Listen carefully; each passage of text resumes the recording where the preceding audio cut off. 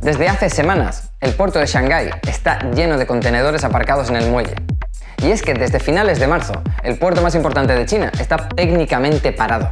Y todo porque Shanghái, una ciudad de más de 25 millones de habitantes, está viviendo uno de los confinamientos más duros que se han visto desde el inicio de la pandemia de coronavirus en China.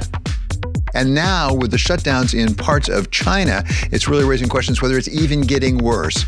Many companies which produce in China haven't been getting their goods and parts for nearly 3 weeks. Los efectos de este atasco marítimo de las cadenas de suministro global ya se están notando a varios niveles. En una semana la bolsa de Shanghái se ha desplomado un 5% y la economía china en su conjunto está empezando a ralentizar su crecimiento. Los problemas geopolíticos provocados por la guerra en Ucrania, una pandemia de COVID en expansión y los problemas económicos representan una batería de preocupaciones nunca antes vivida por el presidente Xi Jinping. Además, el presidente se enfrenta este año al Congreso del Partido Comunista, que tendría que reconfirmarle, por tercera vez, al mando de la superpotencia asiática.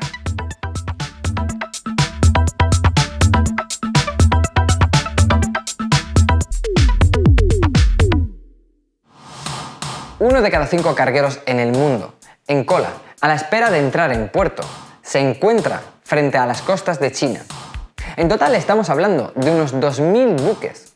En el puerto de Shanghái, el número de buques en cola se ha duplicado en las últimas semanas.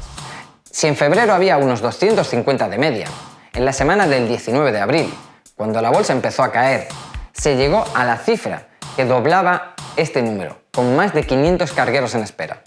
Sin embargo, el problema no está en el mar. Una vez descargados, los contenedores se quedan muchos días en el muelle. Al estar cortado el transporte de mercancías de salida del puerto por carretera y por tren, la razón, el estricto confinamiento impuesto a la ciudad de Shanghái desde el pasado marzo por un brote de COVID debido a la variante Omicron BA2. Y no se trata solo de que los conductores tienen que someterse a pruebas de COVID o esperar cuarentenas. En Shanghái se ha decretado un confinamiento tan estricto que ha provocado protestas y disturbios entre la población. Lo que debía durar 8 días ha pasado a durar un mes para la mayoría de los 26 millones de habitantes de la ciudad, que estuvieron todo el tiempo sin salir de casa. En la metrópoli, la capital económica de China, se han visto escenas de pánico, desabastecimiento de género de primera necesidad, personas confinadas a la fuerza en centros de aislamiento y en precarias condiciones.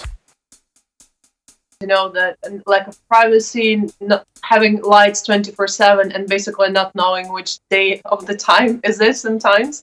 And the noise, because there are 4,000 people inside, so all of this were really pressuring a lot, I would say, mental health. Physically speaking, we barely had an access to basic hygiene, so no showers.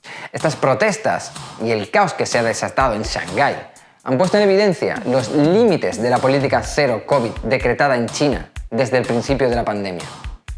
Y es que mientras en Europa y en Estados Unidos se levantan las restricciones y se reduce el uso de la mascarilla con el objetivo de convivir con el virus, el gigante asiático sigue apostando por la única receta disponible al principio de la crisis sanitaria: los confinamientos masivos de la población. Es cierto que con esa política cero COVID de China se han logrado salvar millones de vidas, ya que la infraestructura sanitaria en China es pobre, sobre todo en las regiones más remotas del país, donde prácticamente no existen unidades de cuidados intensivos.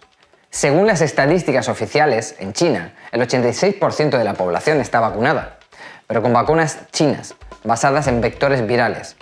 Vacunas que se han mostrado menos efectivas que las de ARN que se utilizan en Europa y Estados Unidos.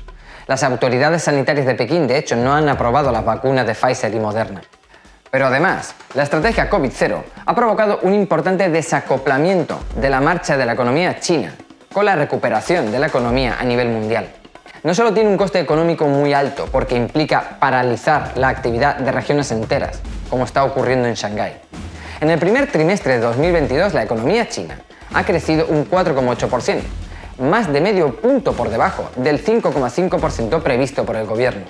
Eso se debe a que cuando se decreta el confinamiento para una ciudad o para una región, las fábricas tienen que cesar su actividad y también se paran los transportes y los comercios.